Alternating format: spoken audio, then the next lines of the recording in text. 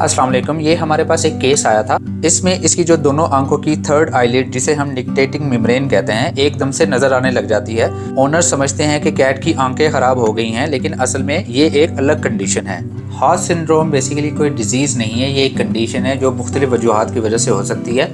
अगर आपके पेट को बहुत ज़्यादा सीवियर बम्स हैं, गैस्ट्रोइंटेस्टाइनल इशू है, वोमिटिंग या डायरिया है, या स्पाइनल नर्व की कोई इंजरी है, या आपका पेट बहुत ज़्यादा लेथार्जिक हो चुका है, तो इस कंडीशन में ऐसा हो सकता है। ये कोई ख़तरनाक बीमारी नहीं है। सबसे पहले आपने देखना है कि आपके पेट को ऐसा क्यों हुआ है।